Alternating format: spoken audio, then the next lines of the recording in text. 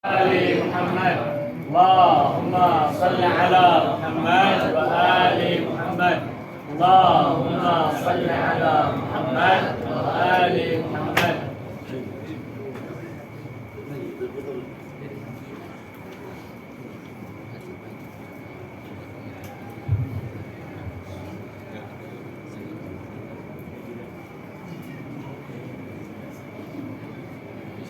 Bismillahirrahmanirrahim.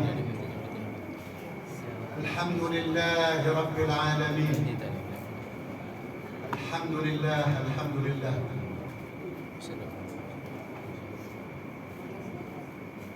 Alhamdulillah Rabbil Alamin. Wassalatu wassalamu ala Sayyidina wa Habibina وشفيع ذنوبنا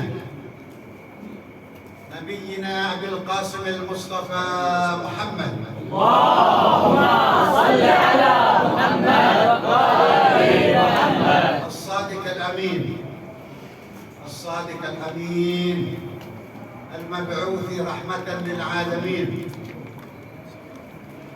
وعلى آله الطيبين الطاهرين، ورضي الله تعالى عن صحابته الميامين.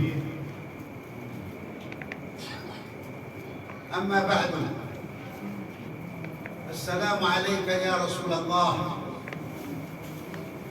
أحسن الله لك العزاء في ولدك الحسين. السلام عليك يا أمير المؤمنين، أحسن الله لك العزاء في ولدك الحسين. السلام عليك يا سيدة نساء العالمين، أحسن الله لك العزاء في ولدك الحسين.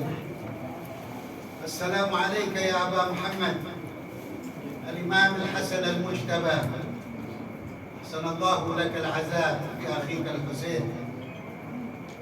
Dan salam untuk seluruh a'immah putra-putra Imam Husain, terutama sahibul asri wal zaman insyaallah.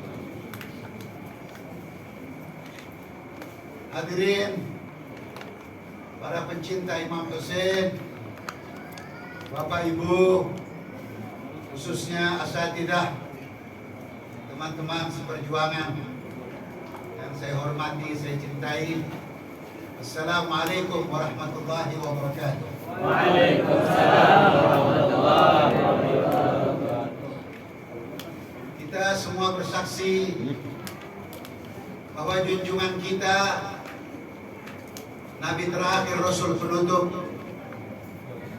balagh risalah, telah menyampaikan risalah suci Islam. Bahwa junjungan kita adalah amanah, telah menunaikan amanat suci dari Allah, ajaran suci, menyampaikan syariah yang suci. Kita bersaksi bahwa beliau, junjungan kita, aqama as-salah, ata az-zakah, wa jahada fi sabilillah, wa nasaha al-ummah, telah memberikan cintanya yang paling tulus kepada umat ini. Wa jahada fi sabilillah.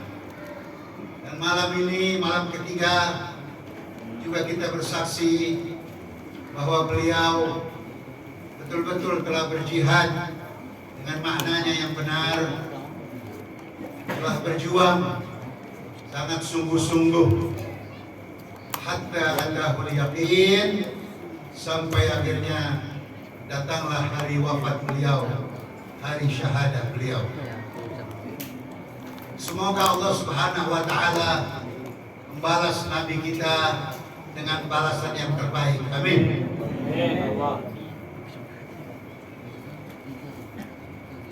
Islam yang diajarkan oleh Rasulullah, Islam yang diperjuangkan oleh Rasulullah,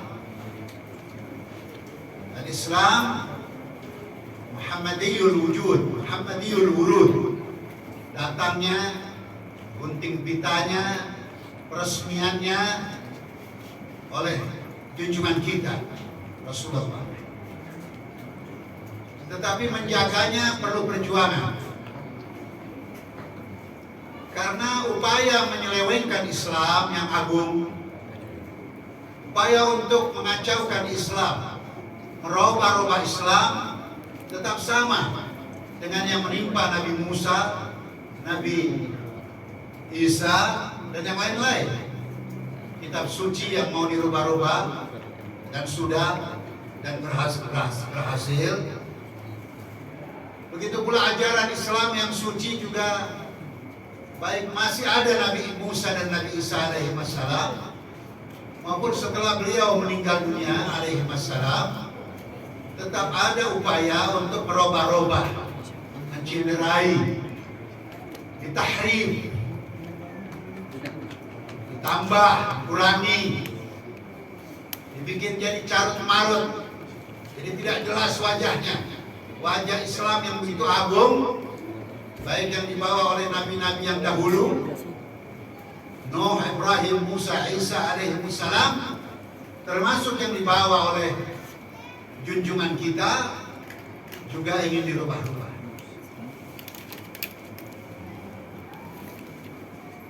Tidak sampai waktu lama, hanya kira-kira 30 tahun, dan 30 tahun dari Nabi wafat sampai 30 tahun, kira-kira itu, hadirin, hadirat, Bapak Ibu, Saudara, terutama ananda kami ini, at-talabah, at-tullab, di Hauzah Siddiqah Zahra alaihi salam, bisa terus mengkaji, ya, terutama perjuangan Nabi. 13 tahun di Mekah, 10 tahun di Madinah, dan 30 tahun setelah Nabi meninggal. Silakan gali. Tapi penekanan saya pada malam ini adalah pada setelah 30 tahun Nabi meninggal, orang yang tadinya sangat memusuhi Rasulullah, 20 tahun memusuhi Rasulullah, sampai Nabi harus hijrah ke Madinah. Bahkan sudah di Madinah masih dikejar. Maka terjadilah perang Badar, terjadilah perang Uhud. Kemudian ada koalisi jahat, koalisi hitam. Ya, bukan hitam duka cita seperti kita. Ini hitam yang sebenarnya putih. Ini koalisi hitam yang jahat. Orang-orang Madinah yang munafik, dan ini yang paling berat. Yang paling berat menghadapi munafikun, ya, dan orang Madinah banyak yang munafik. Allah bocorkan di hari-hari terakhir Nabi menjelang meninggal. Ahlul Madinah maradu 'ala nifaq. Madinah ada yang keterlaluan dalam sifat hipokritnya, dalam kemunafikannya. Lisan mengatakan Islam, tapi sebenarnya memendam kejahatan. Ada racun yang ingin ditebal. Nah, orang-orang ini akhirnya masuk Islam, kata sejarah. Sejarah mengatakan mereka mengucapkan syahadat. Kapan? Setelah tidak berkutik, setelah tunduk, setelah menyerah, setelah Nabi datang. Setelah 7 tahun di Madinah, Nabi datang dengan 12.000 pasukan yang gagah, dan mereka akhirnya tunduk, dan mereka akhirnya katanya masuk Islam. Kita tidak tahu hatinya tulus atau tidak. Yang hanya tahu tulus atau tidak hanyalah Allah. Kita hanyalah manusia biasa. Nahkum bil zawahir. Kita menilai dari yang nampak, dari yang terlihat, dari yang bisa dibaca, diraba, dilihat, dinilai, dari gejala-gejalanya. Yang kita lihat adalah kelompok yang memusuhi Nabi dalam periode Mekah dan Madinah, kira-kira 20 tahun, yang akhirnya katanya masuk Islam itu, yang dipimpin oleh Abu Sufyan. Sejarah juga mencatat mereka akhirnya memusuhi keluarga Rasulullah, memusuhi manusia biasa, dosa besar.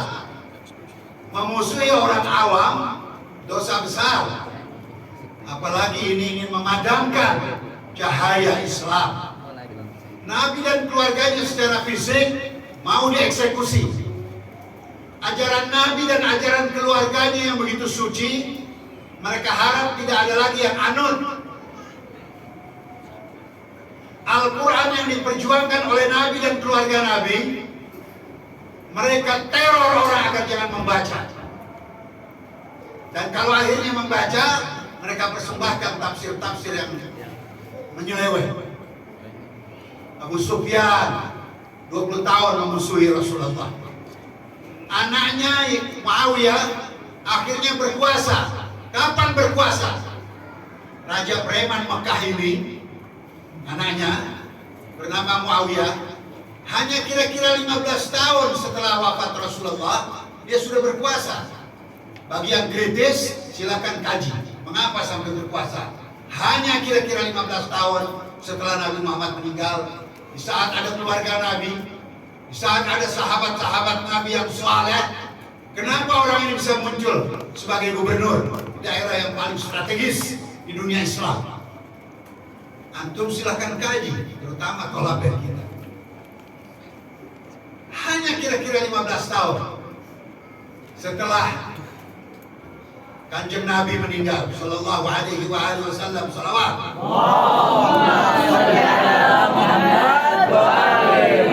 Hanya 15 tahun. Anak musuh terbesar Nabi ini bisa jadi gubernur. Berapa lama? 20 tahun. Dan setelah itu dia berhasil dengan koalisinya. Eksekutornya memang Abdurrahman bin Muljam, tapi hakikatnya adalah koalisi jahat. Karena dia sering rapat dengan Yahudi jahat, dia sering rapat dengan munafik jahat. Koalisi ini akhirnya memerintahkan Ibn Muljam untuk mengeksekusi Imam Ali pada tanggal 19 Ramadan tahun 40 Hijriah. Artinya 30 tahun setelah Nabi Muhammad meninggal.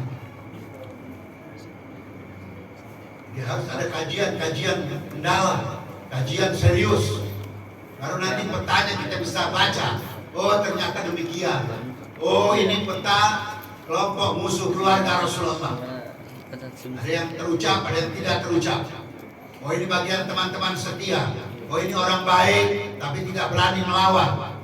Oh, ini orang yang tidak kuat lapar sehingga cepat bergabung dengan kelompok pengusaha yang jahat. Oh, ternyata sedikit yang memiliki keberanian maju tampil untuk melawan kejahatan. Allahu Akbar. Labbaik ya Rasulullah. Labbaik ya Husain. Salawat.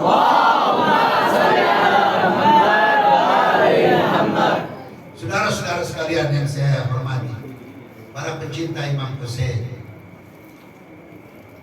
Kemudian dia menjadi berhasil membunuh Imam Ali, manusia terbaik setelah Rasulullah. Usaha mereka untuk memadamkan cahaya Allah. Ada 2 ayat dalam Al-Quran yang Allah secara eksplisit memberitakan kepada nabinya bahwa ada orang, Allah gunakan fi'il mudhari', artinya kontinuitas dan terus berlangsung. Yuriduna liyutfi'u. Yang satu lagi, yuriduna an liyutfi'u. Mereka, si koalisi jahat ini, senantiasa ingin memadamkan cahaya Allah. Apa artinya cahaya Allah? Artinya Nabi, keluarganya yang suci, orang-orang saleh, kitab suci, ajaran suci, ini adalah cahaya Allah. Sebagai mata kita membutuhkan sinar matahari, kita manusia yang cinta Allah, cinta akhirat, mengharapkan keselamatan di akhirat, kita juga memerlukan cahaya berupa Nabi, kitab suci, ajaran suci, akal yang sehat, hati nurani. Tapi ini terus menerus. Setan sangat tahu, iblis sangat tahu. Setan yang berbentuk manusia atau jin, mereka kerjasama bersama orang-orang munafik untuk terus apa? Untuk memadamkan cahaya Allah. Satu, yuriduna liyutfi'u nurallah biafwahihim. Yang satu lagi yuriduna an yutfi'u nurallah biafwahihim wallahu mutimmu nurih. Tapi Allah tidak berkehendak. Allah ingin terus menyempurnakan ajaran ini sampai datang kemenangan. Allah ingin terus menggelindingkan ajaran ini walaupun musuh terus ada. Mereka bunuh orang-orang suci dari zaman Bani Israel. Orang-orang baca tentang Bani Israel yang membunuh puluhan nabinya, bahkan ribuan nabinya, mereka tenang-tenang saja duduk. Tapi ketika membaca tentang dibantainya keluarga Rasulullah, dibunuhnya keluarga Rasulullah, kita saksikan sampai hari ini masih banyak muslimin yang tidak tergerak hatinya untuk mendalami lebih jauh lagi apa sebenarnya yang terjadi. Allah jelas sudah mengatakan, mintalah kepada umatmu ya Rasul. Duhai Rasulku, minta kepada umatmu, bukan upah materi, la fulus, wala intan berlian permata, wala emas perak dan lain-lain. Minta kecintaan mereka, minta ketulusan mereka. Qul la as'alukum alaihi ajran illa al-mawaddata fil qurba. Ayatnya jelas. Agar Nabi minta kepada umat, karena tanpa adanya mawaddah sulit rasanya orang mau mengkaji lebih jauh. Harus ada modal dasar di hatinya, yaitu kecintaan yang tulus pada Nabi dan keluarganya. Baru nanti akan mereka kaji lebih jauh lagi. Hadirin, hadirat, tamu-tamu Imam Hussein yang mulia. Hanya kira-kira 30 tahun Islam yang diperjuangkan dengan susah payah ini. Setelah Imam Ali terbunuh pada tahun 40 Hijriah atau 30 tahun setelah wafat Nabi, maka kemudian tempat paling strategis di dunia Islam yang namanya Damaskus atau Syria sekarang itu, atau pada umumnya adalah Syam, dikuasai oleh putra preman terbesar Makkah, anaknya Abu Sufyan, menguasai dunia Islam. 20 tahun sebagai gubernur dan 20 tahun sebagai ngakunya sebagai khalifah. Lalu apa yang terjadi? Imam Hasan mengulurkan tangan perdamaian. Imam Hasan yang penting adalah persatuan kaum muslimin. Keputusan seorang maksum adalah maksum, tidak bisa diganggu gugat. Imam Hasan adalah maksum yang kedua setelah abahnya Imam Ali. Imam Hasan melihat situasi, karena banyak prajurit abahnya sebagian eksodus. Ini adalah fakta sejarah. Sebagian lagi bermalas-malasan. Bahkan ada yang bertindak sangat kasar, menyebut Imam Hasan sebagai mudhillul mu'minin. Ini penghinaan pada Imam Hasan. Melihat kondisi seperti ini, Imam Hasan sebagai maksum alaihi salam akhirnya mengatur strategi, mengulurkan tangan perdamaian. Tapi apa yang terjadi? Cinta yang begitu tulus, kedamaian yang sangat didambakan, ukhuwah yang makin kuat yang didambakan oleh Imam Hasan tidak terjadi.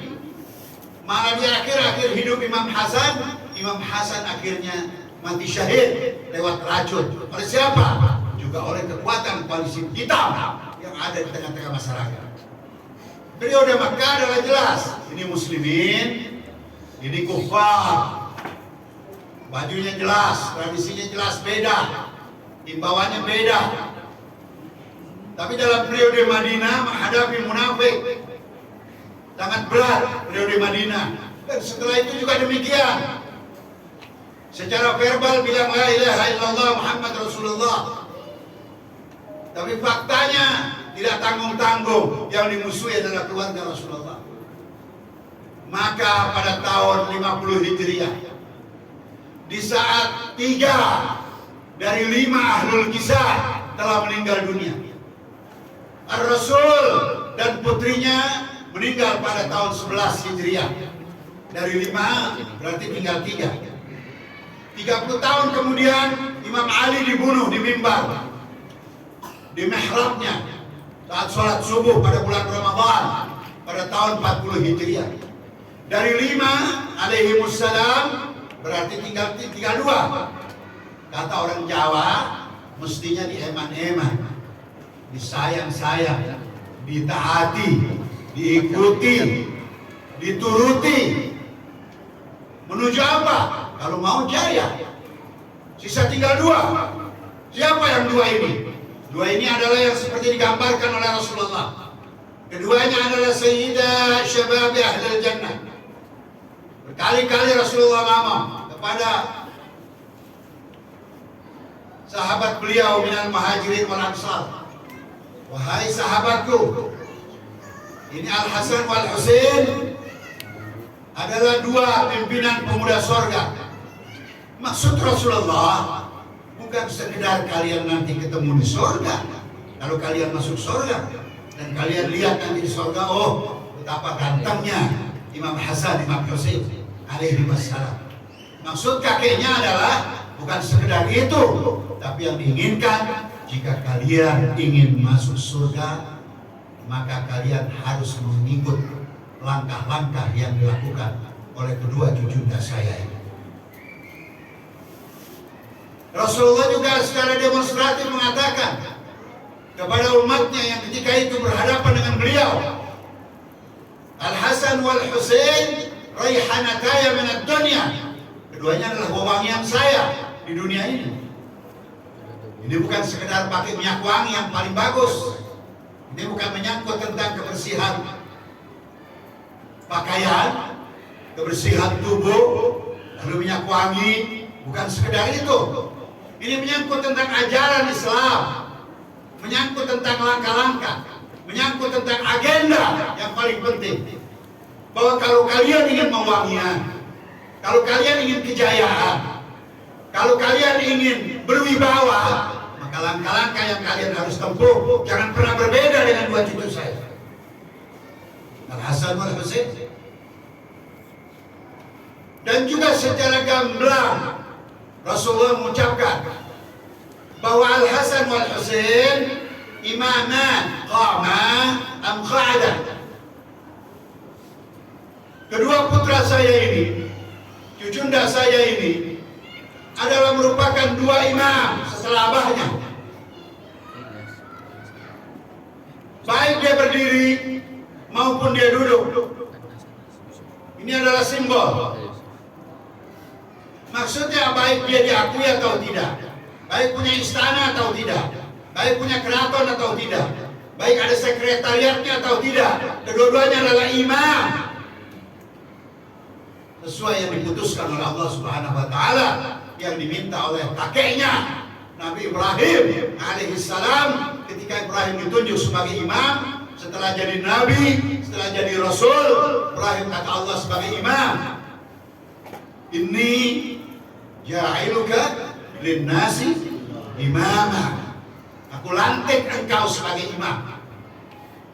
Lalu Ibrahim minta pada Allah, ya Allah, anak cucu saya juga jadikan imam. Allah kabulkan, tapi bukan putranya yang zalim, bukan putranya yang berdosa, bukan putranya yang melakukan tindakan kriminal, bukan keturunannya yang cacat, tapi putranya yang adil, putranya yang memenuhi syarat, putranya yang betul-betul seperti yang didambakan oleh Nabi Ibrahim.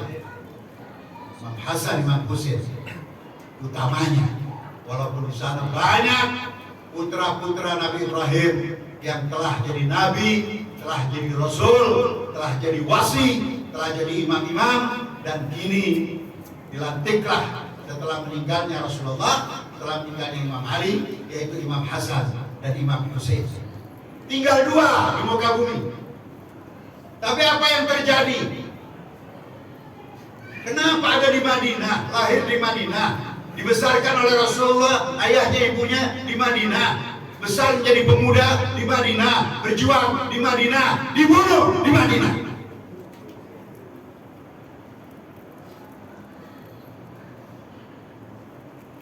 Ini perlu kita kaji lebih dalam lagi. Kenapa koalisi jahat sampai bisa membunuh lewat istri Imam Hasan yang berkhianat alaihissalam. Setelah itu kita tahu berarti dari 5 ahlul kisah alaihissalam hanya tinggal 1. Khamis min ahlul kisah, yang kelima dari ahlul kisah hanya Imam Husain. Dan Imam Husain mengikuti jejak abangnya, sabar sampai 10 tahun, menanti, melihat, memonitor, membaca kemana arah angin, kemana ajaran suci Islam. Perhatian utamanya hanyalah Islam, Islam, Islam. Sebagaimana abahnya Imam Ali memberikan nasihat kepada Khalifah 1, 2, dan 3, mestinya begini, mestinya begitu.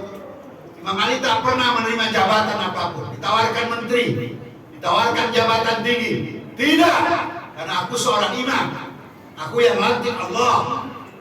Imam Ali dilantik bukan di Balai Rum, Imam Ali dilantik bukan di DPR MPR, Imam Ali yang lantik Rasulullah yang hadir Qom. Tapi tanggung jawab seorang imam maksum, Imam Ali masih melihat kondisi bahwa yang 1, 2, dan 3 masih perlu diberikan masukan-masukan. Sejarah melaporkan kepada kita, Imam Ali memberikan masukan-masukan pada mereka. Yang lain mau jadi kasih jabatan silakan. Tetapi Ali bin Abi Thalib alaihissalam tidak pernah menerima jabatan apapun. Dia ada di tengah-tengah mereka, tidak diakui sebagai seorang imam. Tetapi kita tahu bahwa Imam Ali, imamahnya, wilayahnya, sebagai wasi, sebagai imam, sebagai amir, sebagai khalifah, yang lantik bukan atas dasar pemilu atau pilkada, tapi atas dasar pemilihan Tuhan yang Maha Esa, Allah Subhanahu wa Ta'ala. Labbaika ya Rasulullah, Labbaika ya Rasulullah, labbaika ya Husain, Labbaika ya Husain. Salawat. Allahumma shalli ala Muhammad wa ali Muhammad. Nah, tinggal 1. Akhirnya kita tahu, ya, Imam Husain berangkat dari Madinah dalam permisi ziarah terakhir kepada kakeknya Rasulullah. Ya Rasulullah, innahum qad khadaluni. Mereka telah menghina saya. Mereka telah mengkhianati saya ya Rasulullah. Siapa yang tidak berat meninggalkan Rasulullah? Siapa yang tidak berat meninggalkan Madinah? Madinah adalah tanah tumpah darah. Madinah adalah tempat kelahiran Masqatul Ra'sih, tempat lahirnya beliau. Tapi terpaksa harus hijrah ke Mekah, kira-kira 500 km. Akhirnya dari Mekah juga hijrah, sebagaimana kakeknya dulu hijrah dari Mekah ke Madinah mencari pendukung yang setia. Imam Husain 1 hari sebelum hukum, di saat orang-orang sudah mulai pakai pakaian ihram, saat siap berangkat ke wukuf di Arafah, justru Imam Husain berangkat hijrah. Sang kakek intilaqan min Makkah Mukarramah hajara ila Madinah. Berangkat dari Mekah, hijrah dari Mekah, start dari Mekah sampai ke Madinah mencari Ansar. Ansar penting. Nanti Ansar ini yang saya ingin gali lebih dalam. Saya ingin elaborasi lebih dalam. Ansar. Kini sang cucunda hijrah juga, berangkat meninggalkan Mekah mencari Ansar. Sebagaimana Isa alaihissalam, man ansari ila Allah, dalam perjuangan ini perlu Ansar. Siapa yang mau menolong saya dalam perjuangan menuju Allah ini? Siapa yang mau menolong saya dalam perjuangan menegakkan ajaran Allah ini? Begitu sabda Nabi Isa alaihissalam, putra Maryam, yang direkam dalam kitab suci Al-Quran. Abu Abdullah Al-Husain alaihissalam juga menanyakan di hari-hari terakhirnya beliau, hal min nasirin yansuruni? Siapa yang mau serius membela saya? Gagasan yang dibawa adalah kesucian, penegakan, keadilan, nilai-nilai luhur yang dibawa oleh Rasulullah. Ternyata yang membela masih sedikit. Alhamdulillah. Imam Hussein seperti kata ulama kita, perjuangannya memang tak lama, hanya beberapa jam. Tapi mendapatkan prajurit-prajurit pilihan. Kita kenal di zaman modern, adanya Kopassus. Setiap negara di dunia punya komando pasukan khusus yang diterjunkan jika negara menghadapi bahaya. Imam Hussein memiliki pasukan khusus yang betul-betul memiliki sifat teladan luar biasa. Ada yang anak muda ABG, masih belasan tahun, 14-15 tahun, seperti Al-Qasim dan Imam Hasan, yang begitu tampil gagah perkasa. Detailnya silakan baca buku tentang masalah Maqtal Abi Abdullah Al-Husain alaihissalam.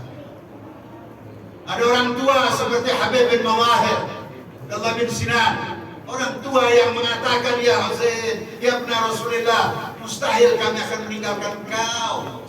Apa laporan kami nanti kepada Allah? Bagaimana mau ditaruh di mana muka saya, muka kami di hadapan kakekmu Rasulullah? Sudah berjuang bersama Rasulullah, tidak mati syahid. Berjuang bersama Imam Ali, tidak mati syahid. Jangan biarkan kami luput untuk syahid bersama engkau, ya Abu Abdullah. Orang tua, ada pengantin baru, ya, ada budak hitam seperti John dan lain-lain. Mereka mengatakan setia, walaupun besok terbunuh, maju kami tetap menerjang. Pedang kami tetap menghunus, tombak kami akan kami lemparkan, kami akan tegar tabah. Walaupun untuk itu kami terbunuh, dicincang, dilempar ke udara, dan Tuhan misalnya mengizinkan kami lagi hidup, dibunuh lagi, kami maju lagi, dihidupkan lagi, maju lagi, diperlakukan yub'al bidzalika sab'in marrah ma taraktuka ya Husain. Labbaika ya Husain. Labbaika ya Husain. Ini karakter prajurit Imam Hussein. Satu karakter yang hanya dimiliki oleh pemenang-pemenang. Satu karakter yang bisa mengantarkan keadilan di level dunia. Kelak nanti, mudah-mudahan tak lama lagi, adalah prajurit-prajuritnya Imam Mahdi. Semoga kita menjadi bagian daripadanya. Amin. Amin. Luar biasa. Imam Hussein menangis, merangkul mereka, peluk mereka satu demi satu.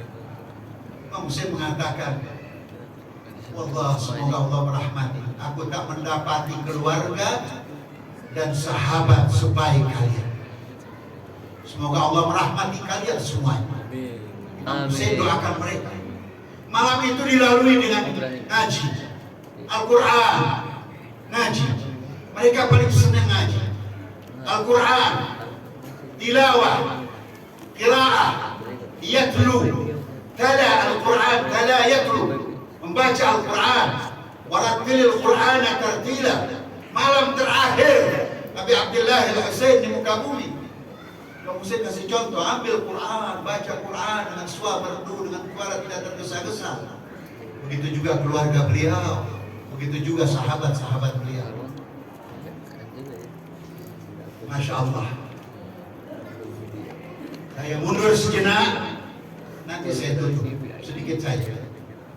Saya terbayang bagaimana setelah peristiwa itu.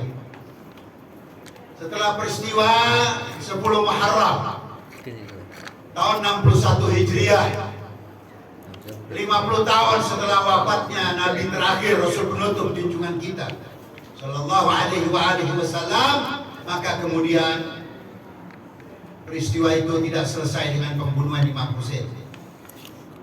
Karena ternyata kemudian terus menggelinding protes masyarakat, keberanian masyarakat, target Imam Hussein, cita-cita Imam Hussein, yang Imam Hussein sendiri mengatakan dalam sebagian khutbah-khutbahnya yang sangat fenomenal, beliau mengatakan, aku hamba Allah.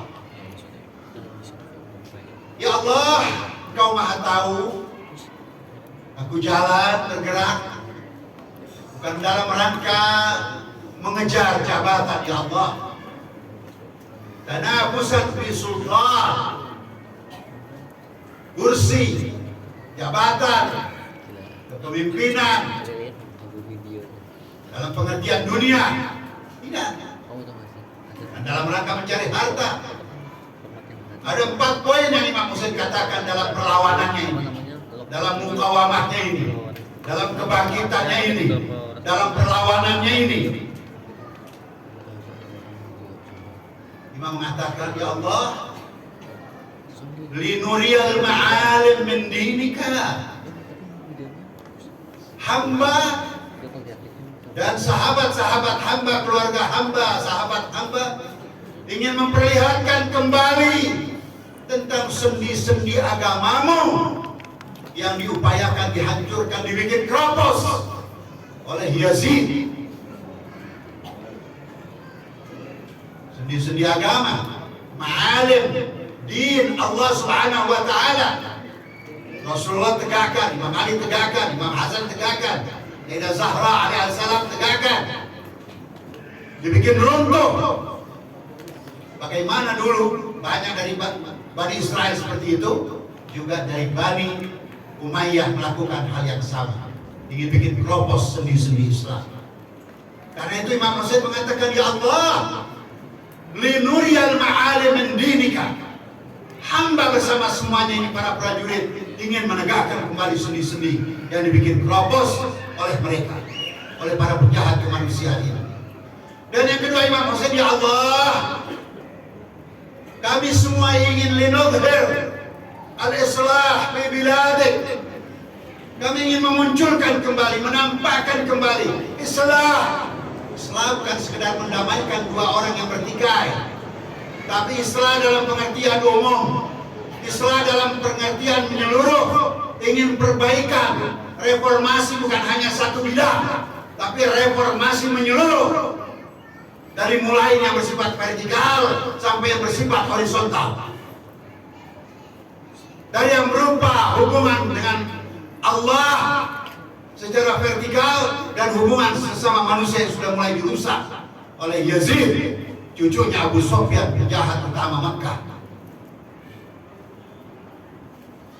Jadi saudaraku, hadirin, tamu-tamu Imam Husain, ini yang kedua yang Imam Husain deklarasikan secara jelas, berkata kepada Allah bahwa yang kedua, ya Allah, linudhir al-islah fi biladi. Bukan hanya dalam kasus di satu titik Timur Tengah, tapi juga di dunia secara menyeluruh, walaupun tentunya secara bertahap. Linudhir al-islah fi biladi, ya Allah. Imam Husain tidak mau bumi ini diisi oleh orang lupa Allah, tidak zikir, tidak sholawat, melawan orang tua, menabrak-nabrak yang haram, meninggalkan yang halal, bikin retak-retak hubungan masyarakat. Ini harus islah dalam pengertian yang menyeluruh. Lalu Imam Husain hasil pengamatannya juga melihat bahwa, ya Allah, agar supaya ya'man al-madlumun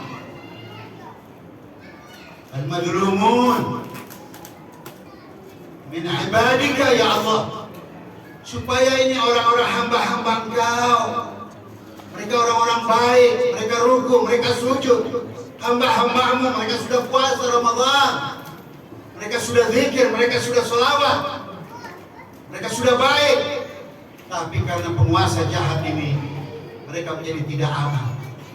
Saya mau maju, mau melawan, agar supaya tercipta kembali keamanan di tengah-tengah masyarakat, khususnya buat orang-orang yang saleh. Dan yang terakhir adalah, kata Imam Husain, ya Allah, betapa hati ini menjadi bagaimana rasanya, terganggu betul-betul. Kapan? Ketika, kata Imam Husain, agar supaya, ya Allah, agar supaya yu'mal bi fara'idika wa bi sunanika, supaya fardu-fardu yang telah engkau tetapkan, berbagai kewajiban yang mengantarkan manusia bisa jadi manusia, wasunanika, dan sunnah-sunnah yang telah engkau tetapkan lewat Rasulmu, yang kalau dilakukan bisa mengantarkan manusia jadi terhormat, pola hidup jadi bagus, kedamaian tercipta, dunia menjadi harmonis, tapi diganggu. Karena itu Imam Husain dan prajuritnya tampil dan mengatakan, ya Allah, agar supaya liyu'mal, diamalkan kembali, jalan kembali, dipraktekkan kembali. Nah, inilah yang dilakukan oleh Imam Husain. Saya berbayang, saya rasa kita semua, apa iya pengorbanan begitu besar untuk melihat kondisi tadi, ya, sendi-sendi yang sudah mulai dibikin keropos, perbaikan seluruh lina yang baik yang sudah dibikin rusak, orang-orang banyak begitu mazlum, fardu-fardu dan sunnah-sunnah yang begitu diinjak-injak. Untuk menghidupkan kembali ini semua, Imam Husain bawa anak, bawa keponakan, bawa istri, bawa adik, bawa sahabat ke sebuah tempat sunyi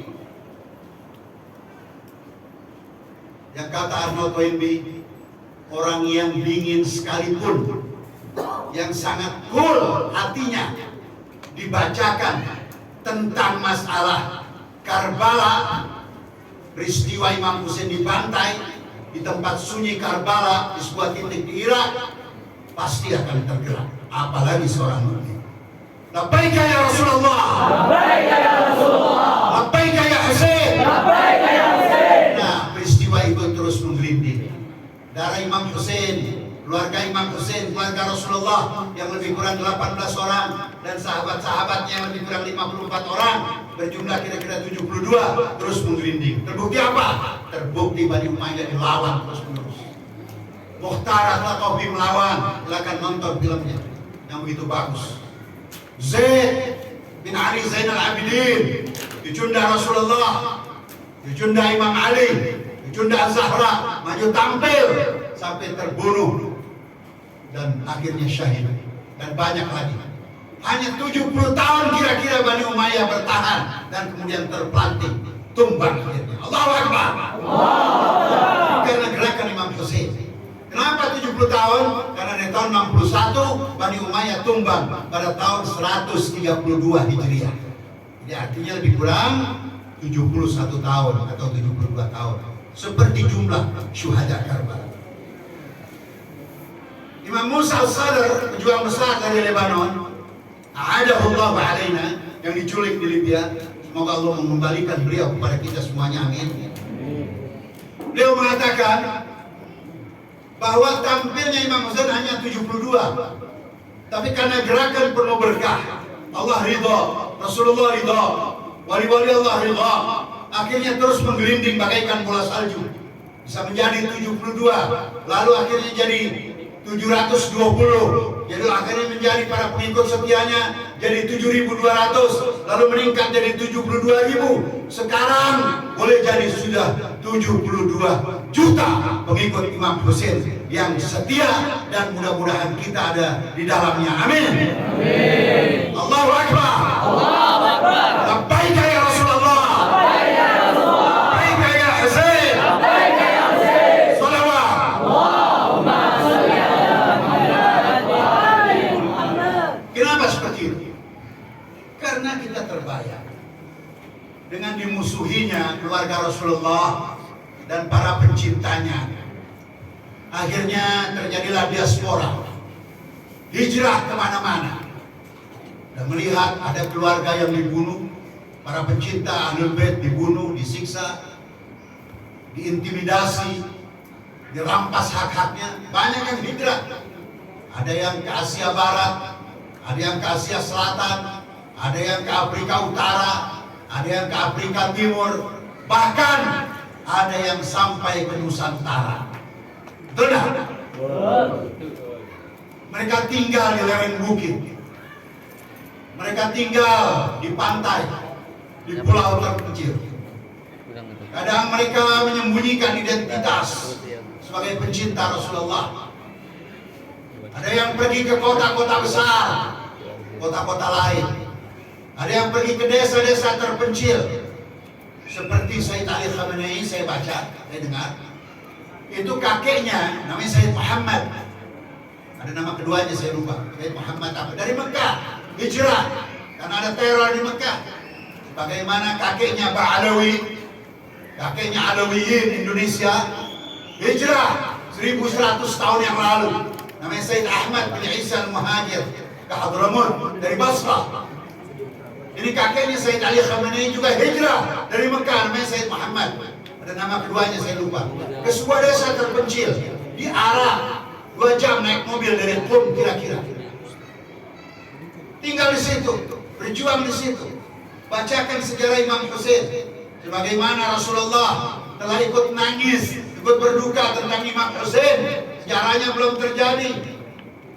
Begitu pula dilanjutkan Sayyidah Zahra sampai pesan kepada Sayyidah Zainab, sampaikan pesan khusus kepada putraku Al-Husain, salam terakhir, salam perpisahan pada Imam Husain.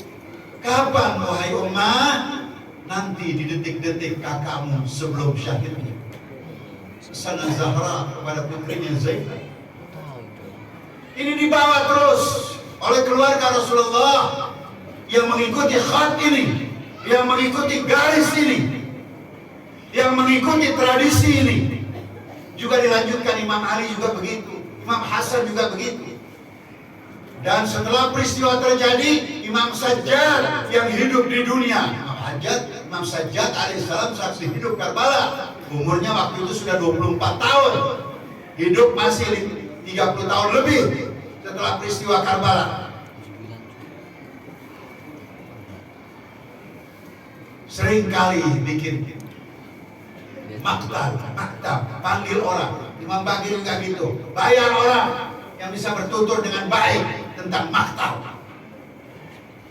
Bawakan irama-irama yang memancing, melahirkan duka, bisa menyelami tentang peristiwa besar Abu Abdillah Al-Husain. Terus berjalan 100 tahun, 200 tahun, 250 tahun, sampai 12 imam, kira-kira 250 tahun, 12 imam, sampai imam zaman. Semoga Allah segerakan kehadirannya. Amin. Datanglah ulama-ulama besar, ya, Syekh Mufid, kemudian Syekh Saduq, kemudian Sayyid Murtada, kemudian Syarif Radhi, kemudian Syekh Ansari, sampai kepada tahun 79,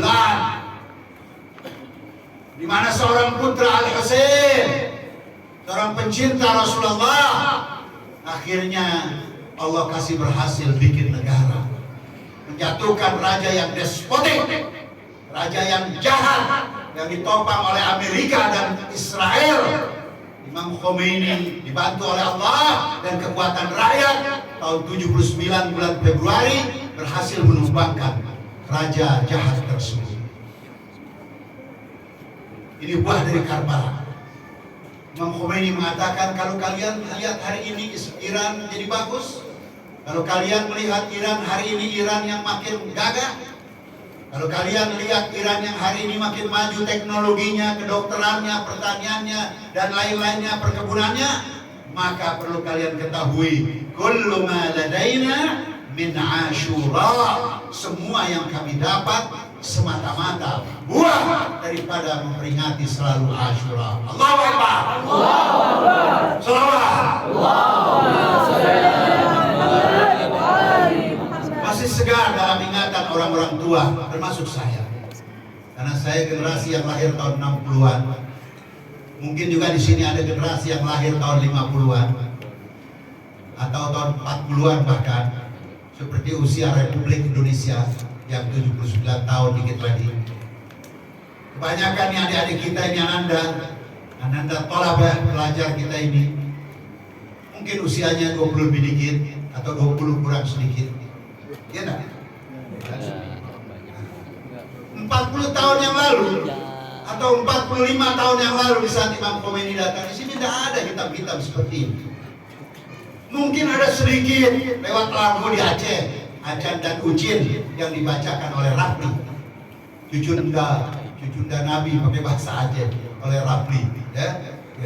Atau mungkin sedikit seperti gerakan yang ada di Jogja dan Solo, masuk malam satu surah pakai hitam-hitam, tidak pakai sendal dan sepatu, lalu jalan sebagai ungkapan prihatin, tapi tidak digali secara mendalam karena belum tahu.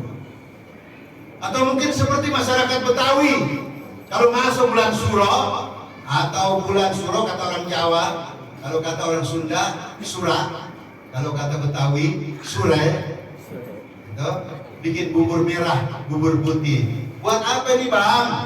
Ya ingat Sayyidina Hasan, Sayyidina Husain. Merah kan tanda Sayyidina Husain berani, putih kan tanda Sayyidina Hasan yang tulus. Sekedar itu.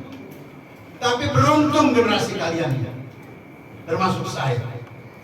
Terus kita diajarkan tentang ini, dan alhamdulillah makin berkembang. Dan akhirnya sekarang kita bisa menyaksikan 57 negara Islam tidak bisa apa-apa di hadapan arogansi Israel. Mampus Israel. Mampus Israel. Mampus Amerika. Mampus Amerika. Hidup Palestin. Hidup Palestin. Hidup Gaza. Hidup Gaza. 57 negara Islam yang tergabung dalam OKI, hanya dari rapat ke rapat, hanya dari muktamar ke muktamar, paling sekedar sekali-sekali demo, sekali-kali kirim bantuan, tapi konkret membantu Gaza yang terbunuh. Ibu-ibu dan anak-anak sudah lebih kurang 40.000 terbunuh, mati syahid. Rumah hancur, makanan susah, infrastruktur hancur. Mereka teriak tolong kami, tapi yang tolong hanya sedikit rakyat Lebanon dari 6 juta rakyatnya. Hanya sedikit rakyat Yaman dari sekitar 30 juta penduduknya. Hanya sedikit dari penduduk Irak yang lebih kurang penduduknya yang penduduknya kira-kira itu 25 juta.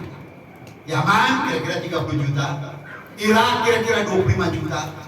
Lebanon kira-kira 6 juta. Hanya sedikit dari penduduk ini yang mengatakan kami lakukan, kami maju. Bukan hanya demo sekali-sekali, bukan hanya dari rapat ke rapat, bukan hanya sekedar mengirimkan bantuan finansial, tapi kami maju siap mati syahid. Allahu Akbar. Allahu Akbar. Allahu Akbar. Allahu Akbar. Salawat. Allahumma shalli ala Muhammad. Jadi begitu Anda semuanya, tolaba. Dunia sudah menyaksikan sekarang. Biasanya putra-putri Islam termasuk siapa saja di muka bumi ini mendambakan kuliah di kampus-kampus besar di Amerika. Mereka sekolah rajin di negara masing-masing dengan harapan bisa kuliah di Harvard University di Amerika, dengan harapan bisa kuliah di Columbia University di Amerika, dengan harapan bisa kuliah di Oxford University dari Inggris, atau di kampus-kampus besar lainnya. Kini kampus-kampus besar itu justru yang belajar dari Gaza. Allahu Akbar. Allahu Akbar. Mereka kagum. Karena biasanya mereka cengeng. Dapat problem sedikit cengeng. Nilai akademis boleh tinggi, tapi dapat problem kehidupan cengeng. Mereka lihat orang Gaza, anak terbunuh, rumah hancur, makan susah, kendaraan tidak ada, transportasi lumpuh, tapi tetap mengatakan hasbunallah wa ni'mal wakil. Mereka kagum, siapa ini manusia? Problem begitu besar tetap memuji Tuhan. Kami mau ikut Tuhan mereka. Bagaimana caranya? Tidak ada. Ribuan orang-orang barat sekarang masuk ke dalam Islam, belajar dari madrasah bernama Gaza. Dan yang konkret membantu Gaza adalah madrasah Karbala. Allahu Akbar. Allahu Akbar. Dunia juga bertanya-tanya sekarang, siapa mereka yang berani pasang badan? Siapa mereka yang berani betul-betul maju, bertaruh nyawa? Luar biasa mereka. Orang akhirnya tahu. Ada yang secara eksplisit mengatakan, ampun maaf ya, dulu kami salah paham. Tapi dulu justru menghina kalian. Wahai pengikut Ali bin Abi Thalib, ternyata kalian yang bisa bicara lantang. Ternyata kalian yang berjuang tulus membela Gaza. Maaf ya, ini yang terucap. Ada yang malu-malu terucap, gak ngomong, diem aja. Dulu kalau kita kirim ahlul bait sedikit, mereka protes. Karena kalau kita kirim ahlul bait beberapa, diam, senyap semuanya.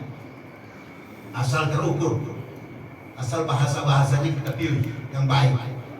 Sudah banyak orang mulai mau tahu siapa gerangan Gaza yang begitu tabah dan siapa gerangan pembela-pembela Gaza dari Ansarullah Yaman, Hizbullah Lebanon, Hasyad Sya'bi Irak yang begitu pemberani. Kami ingin belajar dari mereka. Dunia membutuhkan orang-orang seperti mereka. Dunia tahu sekarang sudah. Termasuk negeri kita Indonesia yang sebentar lagi, di beberapa hari lagi masuk Agustus 79 tahun kemerdekaan. Kita pencinta-pencinta Abi Abdillah Al-Husain, kita yang tumbuh dari masyarakat Karbala, kita yang tumbuh dari gizi Ashura, harus ada paling depan dalam mengawal cita-cita luhur kemerdekaan Republik Indonesia, insyaallah. Hidup Indonesia! Hidup Indonesia! Salawat!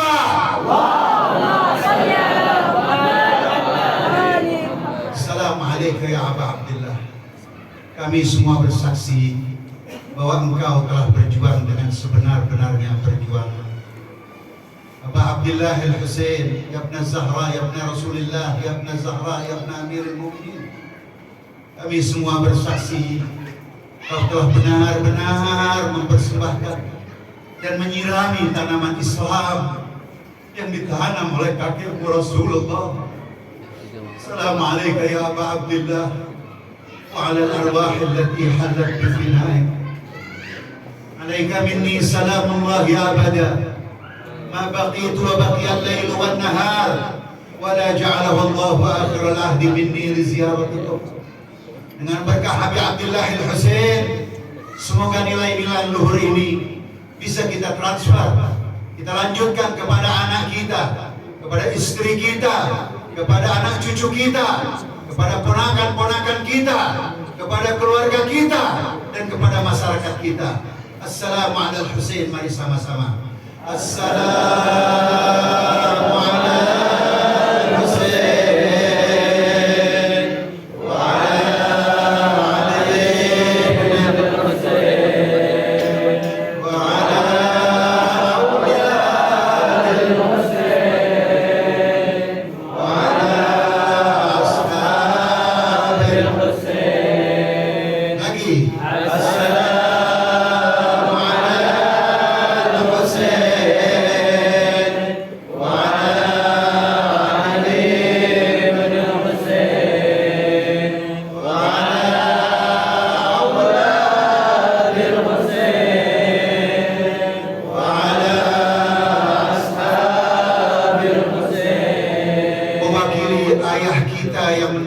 Mewakili ibu yang melahirkan kita, mari kita salam kepada Abu Abdillah. Assalamualaikum Husain wa ala Ali bin Husain wa ala aulad Husain wa ala ashabil Husain الذين بذلوا مهجرهم دون الحسين عليه السلام والعفو منكم. والسلام عليكم ورحمة الله وبركاته. Waalaikumsalam warahmatullahi wabarakatuh. Ya Husain, ya Husain.